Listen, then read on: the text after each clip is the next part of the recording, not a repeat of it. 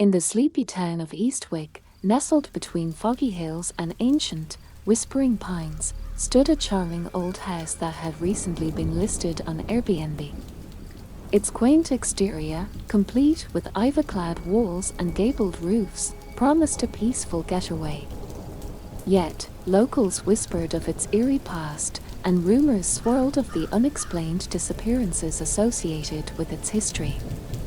It was a rainy evening when Sarah, an adventurous travel blogger known for her spine-chilling stories from around the globe, pulled up to the house. The old structure looked even more mesmerizing, surrounded by the thick fog and intermittent flashes of lightning. As she stepped inside, the scent of musty wood and a faint, inexplicable whisper welcomed her. "I'm here for a story, and it seems like I've found the perfect setting," Sarah whispered to herself, her voice barely audible over the rain pelting the windows. Their house was beautifully preserved with antique furniture and old portraits lining the walls. However, a cold draft seemed to follow her as she explored, and the creaks and groans of the old floorboards under her feet seemed to carry a warning. That night, as the storm intensified, Sarah settled into the master bedroom. The wind howled like a banshee through the eaves, and the lights flickered ominously.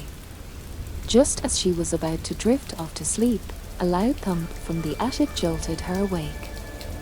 Heart-pounding, she considered the possibility of it being just an old house settling. Yet, when the thump was followed by a dragging sound, Sarah's curiosity overcame her fear. Grabbing her flashlight, she headed towards the attic. The narrow staircase creaked under her weight, each step amplifying the deafening silence that surrounded her. As she reached the attic, the air grew inexplicably colder. The beam from her flashlight flickered across old trunks and discarded furniture, and then it settled on a mirror covered with a black cloth. As Sarah reached out to pull the cloth away, a chill ran down her spine, and she heard a whisper, "Leave it." The voice was so faint, she thought she might have imagined it. Shaking off her unease, she unveiled the mirror. The reflection showed not only her own pale face, but also a shadowy figure standing right behind her. Whirling around, she found nothing but the empty, cobwebbed room. The next day, Sarah visited the local library to research the house. The librarian, an elderly lady with knowing eyes, hesitated when Sarah mentioned where she was staying. "That house, it's been the subject of many tales. People say it's haunted by the original owner, a man who vanished without a trace." Armed with this information, Sarah returned to the house, determined to delve deeper into its mysteries. She discovered a hidden room behind the library, its walls covered in frantic, scribbled writing speaking of regrets and a cursed treasure hidden somewhere within. That night, the paranormal activity escalated. Doors slammed shut, phantom footsteps echoed through the halls, and the old grandfather clock in the hallway chimed at odd hours. Sarah recorded everything, her camera capturing shadows that moved against the logic of light, and her audio equipment picking up whispered conversations between unseen entities. The tension reached its peak when she found an old diary in the hidden room. It belonged to the original owner, and the last entry was disturbing. "I have unleashed something terrible. The treasure is not worth the horrors I have awakened." On her final night, the biggest storm of the season hit. Trapped inside, Sarah felt the house come alive. The wind seemed to carry voices, calling her name, beckoning her to the attic once again. As she ascended the stairs, the temperature dropped so sharply that her breath misted in the air. The attic door swung open by itself, revealing the mirror once more. This time, the reflection showed the entire room engulfed in shadows, and the shadowy figure was clearer, its eyes glowing with a malevolent light. Sarah, unable to tear her gaze away, felt an icy grip on her shoulder. At that moment, her camera's battery died, and the flashlight flickered out, plunging her into darkness. The last thing she felt was the pull of a cold hand dragging her deeper into the attic. In the pitch darkness, Sarah's heart pounded in her chest as icy fingers gripped her arm, dragging her across the cold, dusty attic floor. She struggled against the unseen force, her breaths coming out in sharp gasps. Lightning flashed, momentarily illuminating the attic, revealing nothing but old furniture and scattered boxes, no sign of what was pulling her. "Who are you? What do you want?" Sarah cried out, her voice trembling. The only response was the howling wind outside and the soft, eerie whisper that seemed to come from all around. "Find the truth." Determined yet terrified, Sarah managed to break free from the grip and scrambled towards her dropped flashlight. Her fingers wrapped around it, and she switched it on, sweeping the light frantically around the room. The beam fell upon an old chest tucked away in the far corner under a tattered curtain. Driven by an overpowering urge to understand the house's mysteries, she approached the chest. As she opened it, a gust of cold air rushed out, and she found an assortment of old photographs and documents. Among them was a faded photo of a man standing in front of the house, his expression somber. On the back, handwritten in fading ink, "Reginald Carter, 1895. Beware his curse." The storm outside grew more violent, the house creaking ominously under the strain. Sarah felt the temperature drop further, her breath visible in the flickering light of her flashlight. Thunder roared, shaking the windows, and with each flash of lightning, the room briefly lit up, revealing glimpses of the past, a shadow here, a silhouette there, as if the old inhabitants were momentarily brought back to life. Sarah dug deeper into the chest, uncovering a leather-bound journal that seemed to throb with a life of its own. The journal was locked with an ornate brass clasp that chilled to the touch.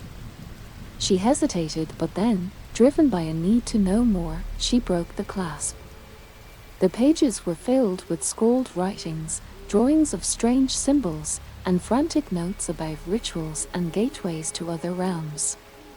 As she read, the air around her seemed to pulse, the shadows growing denser, the whispers louder. "The gateway must be closed," one page read, "or what has been let through may never return." The words echoed in her mind as she heard footsteps approaching the attic door again. This time, they were louder, deliberate, as if something or someone was coming for her. Panic setting in, Sarah grabbed the journal and the photo and stuffed them into her backpack, her mind racing with the implications of her findings. She needed to get out of the house, but as she turned to flee, the door slammed shut, enveloped by an unnatural darkness that seemed to swallow the light from her flashlight. "Stay and learn," the voices hissed in unison from the shadows. "Stay and face the curse of Reginald Carter." Terror rooted her to the spot. She tried to scream, but the sound was muffled by the thick air around her. Then, as suddenly as it had intensified, the storm outside seemed to draw back, the wind dying down, the thunder rolling away into the distance. The oppressive atmosphere lifted slightly, giving Sarah a momentary relief. She used the pause to sprint towards the door, throwing her weight against it, but it wouldn't budge. Defeated, she turned back to the chest, pulling out more documents, desperate for a solution. There, at the bottom, was a map of the house with a specific room marked in red. The library. It was not the room she knew, but another, hidden beneath it, accessible only through a secret passage. The map detailed how to open the passage, a series of books pulled in sequence on the library shelf. Armed with new determination, Sarah headed downstairs, her flashlight's beam unsteady as her hands shook. The house seemed quieter now, the echoes of the storm a distant memory. But the silence was more frightening, filled with anticipation of what was to come. Reaching the library, she approached the bookshelf, following the sequence marked on the map. As she pulled the last book, a soft click echoed through the room, and the shelf slowly swung open, revealing a narrow staircase spiraling down into darkness. Taking a deep breath, Sarah descended into the unknown, each step creaking under her weight. The air grew colder, damper, as she reached the bottom. There, in the center of the small, dust-covered room, was an altar surrounded by more symbols, candles long since melted away, and a small, blackened mirror set against the far wall. She approached the mirror, her reflection pale and distorted in the glass. The room felt alive, watching, waiting. As she stared into the mirror, her reflection began to warp, twisting into a grotesque version of herself, then changing entirely to reveal the face of Reginald Carter. His eyes, hollow and deep, bore into hers with an intensity that froze her in place. The air around her thickened, and the faint whispering she had heard before turned into a clear, menacing voice. "Welcome, Sarah. You found the heart of my home," the voice echoed around the chamber, Reginald's face still fixed in the mirror, his lips unmoving. "Do you understand now? Do you see what you must do?" Sarah, though terrified, felt a surge of resolve. "What do you want from me?" she demanded, her voice shaking. "The ritual, it was never completed," Reginald's voice continued, the room growing colder with each word. "The gate was opened, yes, but never closed. I was taken before my work could be finished. Now, you must end what I began." "How?" Sarah's voice was barely a whisper, her eyes never leaving the haunting gaze of Reginald in the mirror. "The journal, Sarah. Everything is there. Follow the steps, close the gate. Only then will the curse be lifted, from the house and from you." The image in the mirror began to fade, and the room slowly started to return to normal, the oppressive atmosphere lifting slightly. Sarah rushed back to her backpack, pulling out the leather-bound journal.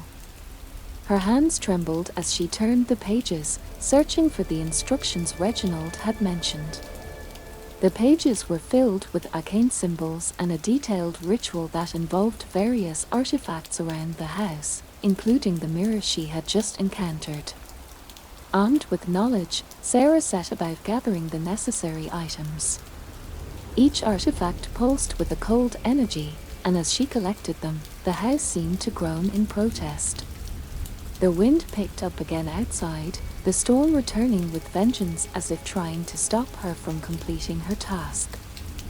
As she placed the last artifact, a small, intricately carved stone, at the points of a pentagram she had drawn on the floor of the attic, the air around her began to shimmer with a strange light.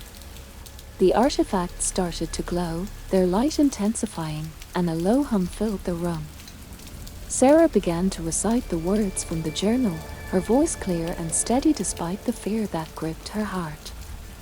With each word spoken, the glow from the artifacts grew stronger, the hum louder, until the whole room was bathed in a blinding light. Sarah felt a rush of energy surge through her, lifting her slightly off the ground. She continued the chant, her voice now almost drowned out by the roaring energy around her. Suddenly, a loud crack sounded, as if the very fabric of reality was tearing. The light exploded outward, throwing Sarah back against the wall.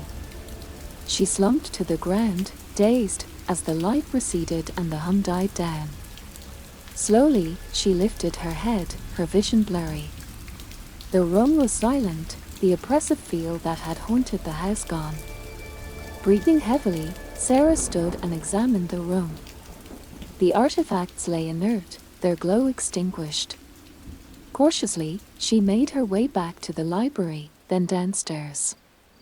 Their house felt different now, lighter, as if a heavy veil had been lifted. But the storm outside raged on, more furious than ever. Thunder boomed, lightning flashed, and as Sarah looked out of the front window, she saw figures in the storm, shadows moving within the swirling winds.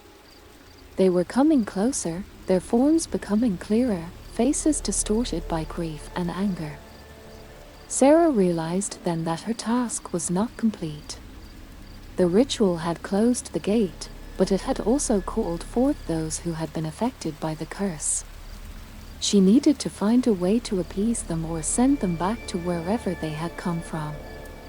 As she pondered her next move, the front door banged open with a gust of wind, and the shadows entered the house, their eyes fixed on Sarah. She backed away, her mind racing for solutions. She needed to understand more, to read further into the journal. Perhaps there was something she missed, something that would help her end this nightmare once and for all. Determined, Sarah turned and ran up the stairs to the attic, the shadows in close pursuit. She needed time, and she needed more information. The answers were here, somewhere in this haunted house, and she would find them. The story continues, leaving Sarah to confront the shadows and unearth further secrets to finally put to rest the horrors of the house. Sarah's breaths came in sharp, ragged gasps as she ascended the staircase to the attic, the eerie wails of the house resonating around her, as if the structure itself was pleading for reprieve. The shadows that had entered were not mere figments of her imagination, they were palpable, with the chill of their presence biting into her flesh as they drew nearer. Reaching the attic, she slammed the door shut behind her, fumbling with the lock, an ancient, ornate thing that seemed almost decorative. To her relief, the lock clicked into place, though whether it could hold against the supernatural forces she faced was another question entirely. She turned around, her flashlight's beam cutting through the darkness, casting long, ominous shadows across the cluttered room. The journal was still in her hand, its leather cover worn and damp from her sweaty grip.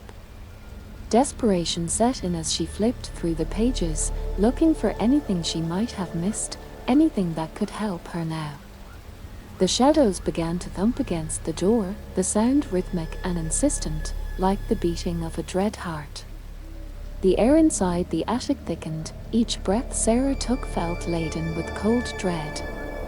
The artifacts she had used in the ritual lay scattered where she'd left them, their energy spent, inert but still humming faintly with a residual power. She needed a new plan, something to banish these spirits or at least hold them at bay. Her eyes caught a passage in the journal she hadn't noticed before, scribbled in the margin as an afterthought. When the gate is closed, the lost ones will seek entry anew. Their paths must be sealed with words of parting and a token of their time. A token of their time. Sarah's gaze swept the room, landing on the old chest where she'd found the photo of Reginald Carter. Hurriedly, she moved towards it, her hands shaking as she opened it again. Inside, beneath the layers of documents and photographs, lay a small assortment of personal belongings, a watch, a silver comb, a pocket knife, each engraved with initials, presumably belonging to those who had lived and suffered here. Grabbing the watch, she turned to the door where the pounding grew louder, more desperate. Words of parting, she muttered, recalling funeral rites and prayers. Her mind raced, piecing together phrases from the journal, old books she'd read, movies she'd seen, anything that might serve to appease the restless spirits. She stood by the door, the watch clutched in one hand, her flashlight in the other, and began to recite a patchwork of memorized lines. Rest now, return to the earth, let go of this world. Your time here is ended, find peace in the beyond. The banging slowed, the air grew still, and for a moment, Sarah believed it was working. But then, a fierce, cold gust blew against the door, rattling its hinges. The shadows were not just lingering, they were angry, refusing to be dismissed so easily. Sarah's mind spun with panic. She needed more knowledge, more power. Her flashlight flicked across the room, the light catching on something half-hidden under a pile of old newspapers, a book, older and more worn than the journal. She hadn't noticed it before. With no time to lose, she grabbed the book, dusting off its cover, which was embossed with symbols similar to those she'd seen in the journal but more intricate, more deliberate. It felt as if the book itself pulsed with a somber energy. Flipping it open, she scanned the pages, which were filled with diagrams and incantations, more complex and apparently more powerful than anything in the journal. Outside, the storm raged on as if mirroring the turmoil within the house. Sarah read aloud from the book, her voice steady despite the fear that clenched her heart. The words felt powerful, resonating in the air around her, vibrating through the floorboards and into the very foundations of the house. As she spoke the last of the incantation, a profound silence fell. The thumping ceased, the wind died down, and even the rain seemed to pause. Heart still pounding, Sarah listened, waited. Had it worked?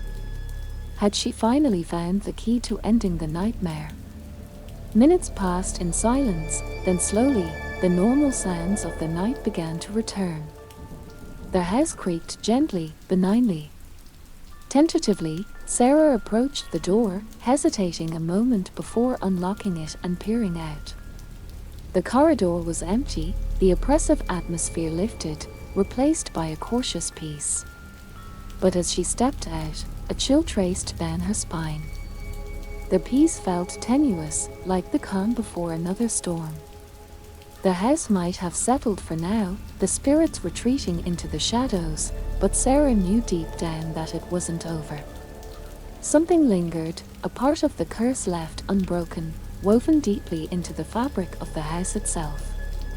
She could feel it in the air, a residual malice that watched, waited for its moment to surge forth again. The journal and the ancient book lay open on the floor of the attic, their pages fluttering as if caught in a faint breeze. The words seemed to shimmer slightly under the beam of her flashlight, imbued with a dark energy that was not fully quenched. The house might have granted her a temporary reprieve, but the battle was far from over. Sarah knew she needed to delve deeper, to understand the full extent of what Reginald Carter had unleashed all those years ago. With a deep breath, she gathered the books and artifacts, packing them into her backpack. Her plan was to search the entire house, from the dusty corners of the attic to the shadowed recesses of the basement, for any clue that might help her unravel the mystery of the curse. Each room held the potential for both discovery and danger, but she was determined to press on. As she descended the staircase to the ground floor, the house seemed to groan under the weight of its own history. The portraits on the walls, images of people long gone, watched her with eyes that seemed all too aware. The candles she had placed in the holders earlier flickered as she passed, casting eerie shadows that danced along the walls. In the library, she pored over the shelves, searching for any texts that might relate to the supernatural events she was experiencing.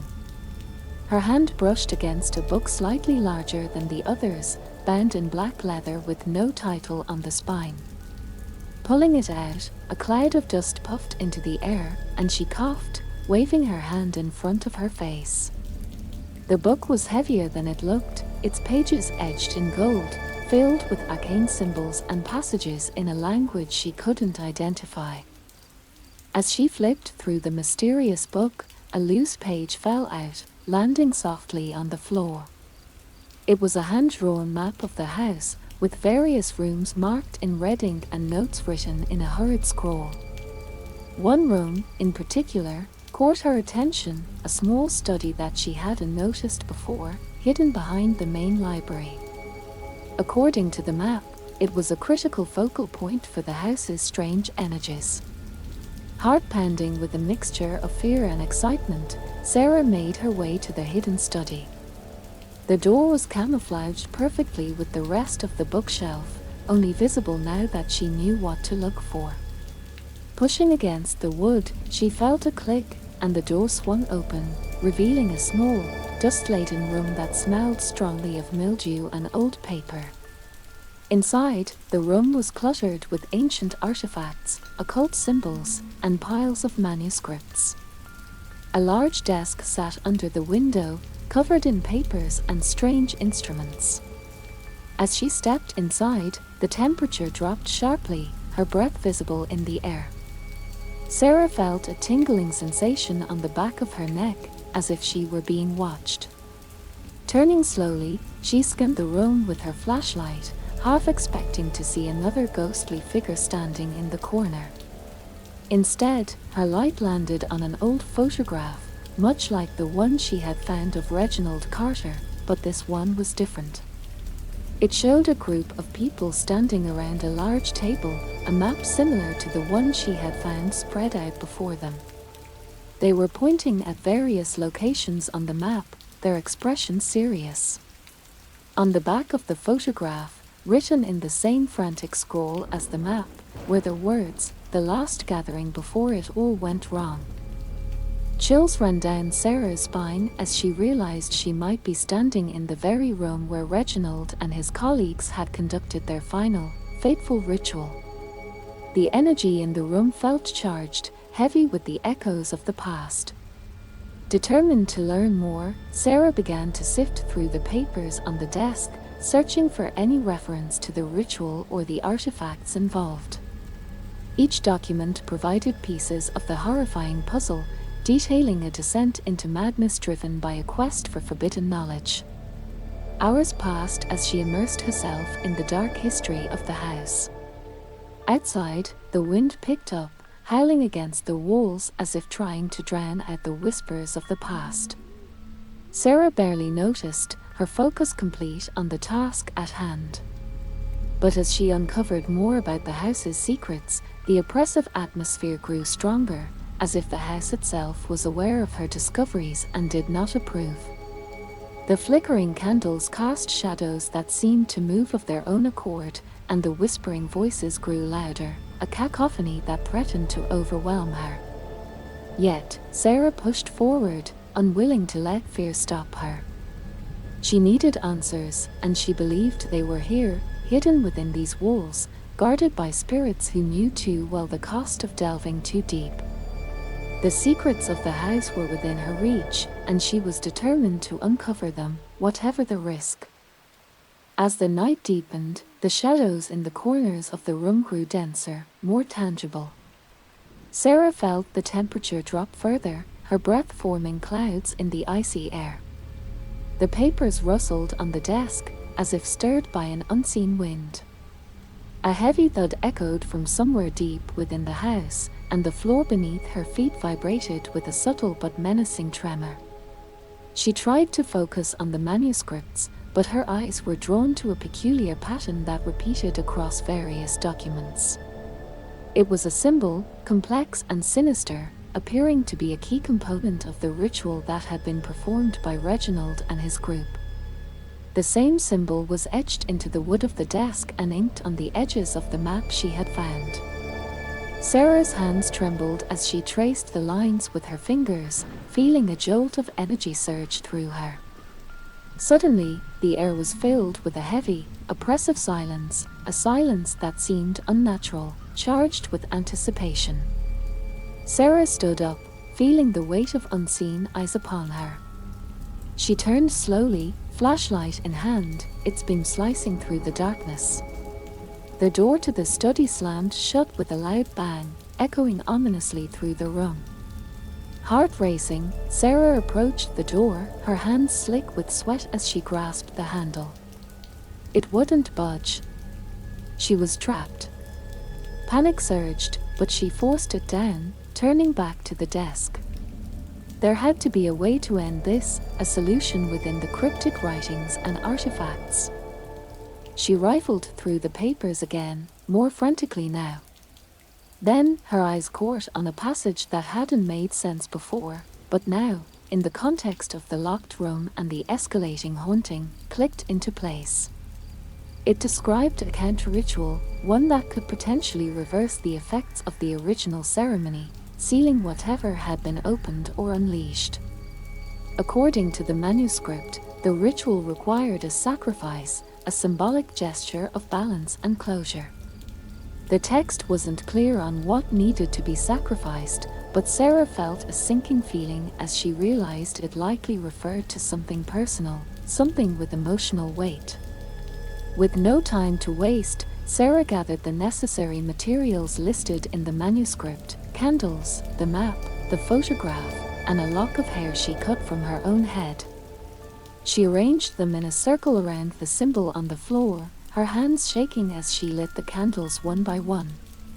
The flickering light cast grotesque shadows on the walls, the faces in the photograph seeming to watch her with grim anticipation. She began the incantation, the words strange and ancient, tripping awkwardly off her tongue. As she spoke, the air in the room grew thick, almost solid. The candles flared, their flames reaching higher, and the symbols on the floor glowed with a ghostly light. The house groaned, a sound of pain and anger, as if it were alive and resisting Sarah's efforts. The temperature dropped so sharply that frost began to form on the windows, creeping slowly across the glass. Sarah's breath was a cloud of vapor, her fingers numb but determined as she continued the chant. Then, without warning, a violent force swept through the room. The candles snuffed out, plunging her into darkness. Sarah felt a rush of air pass through her, chilling her to the bone, and heard a chorus of whispers rise and fall, like the tide against a rocky shore. She pressed on, her voice louder, more forceful. As she uttered the final word of the incantation, a profound stillness enveloped her. The oppressive presence that had haunted the house, the malignant force unleashed by Reginald Carter and his colleagues, receded. The air cleared, the temperature returned to normal, and the heavy silence was replaced by the quiet sounds of the night. Sarah stood in the dark, her chest heaving with exertion and relief. She waited, listening, half expecting the haunting to return. But the house remained quiet, the curse lifted at last. She collapsed to the floor, exhausted but victorious, the manuscripts and artifacts around her inert, their power spent. As she rested, waiting for the dawn, Sarah knew this was only a brief respite. The secrets of the house were laid bare, the immediate threat ended, but the echoes of the past would linger, waiting for someone else to uncover. This night was over, but the story of the house was far from finished. As the first light of dawn crept through the grimy windows of the study, Sarah sat amidst the scattered relics of her night-long ordeal, her body and spirit worn but unbroken. The silence of the house was profound, a stark contrast to the cacophony of supernatural disturbances that had plagued her hours before. Despite the quiet, the air still held a faint charge, a whisper of the energies that had once dominated the space. Sarah rose stiffly, her muscles aching from tension and fear. She gathered the artifacts, now just mundane objects stripped of their haunting power, and placed them back into the chest. The manuscripts and the ancient book, their pages fluttering in the gentle morning breeze, seemed less menacing in the light of day. With a deep, cleansing breath, Sarah closed the chest with a resonant thud that seemed to signify the end of an era for the haunted house. Exiting the study, she felt the weight of the house's history around her, each room whispering secrets of its past occupants. Yet, the oppressive dread that had suffused its walls was gone, replaced by a somber tranquility. She wandered through the corridors, her flashlight now unnecessary as sunlight filtered through curtains that hadn't been opened in decades. Dust motes danced in the beams, casting tiny shadows on the floor. Reaching the main hall, Sarah paused before the grand mirror where she had first seen the apparition of Reginald Carter. The glass was clear now, reflecting only her tired but determined face. No spectral figures lurked in its depths, no shadows moved at the periphery of her vision. It was just a mirror, old and slightly tarnished, a relic of the past like so many other things in the house. Yet as she prepared to leave, A small detail caught her eye, a single phrase etched faintly into the wooden frame of the mirror, almost obscured by time. Memory is the ghost that dwells within. Sarah traced the words with her fingers, pondering their meaning. The house might be cleansed, the visible hauntings ended, but the memories of what had transpired would linger, both in her mind and within the walls of the house itself. With a final look around, Sarah stepped outside, the door closing with a gentle click behind her. The air was fresh, the storm long past, and the world outside seemed blissfully unaware of the battle she had fought through the night. She walked down the pathway, her steps crunching on the gravel, each step taking her further from the house but not from the story it had told. As she reached her car, Sarah turned back for one last glance at the house. It stood serene against the backdrop of the rising sun, its windows catching the light and reflecting it back like a beacon. It was hard to believe such a peaceful place could have harbored such darkness. But she knew better now. Every place, no matter how serene on the surface, held its shadows. Driving away, Sarah felt a mixture of relief and melancholy. Their house was behind her, its curses lifted, but the echoes of its mysteries would always be with her. She knew she would write about her experiences, share the story with those who sought the thrill of the unknown. But some part of her would always be tethered to the house, caught in its eerie, timeless grip. As the house faded from view, a final thought lingered in her mind, haunting yet oddly comforting. Some mysteries remain, not to torment the living, but to remind us that beyond our understanding, the dance of light and shadow continues, eternal and ever-changing.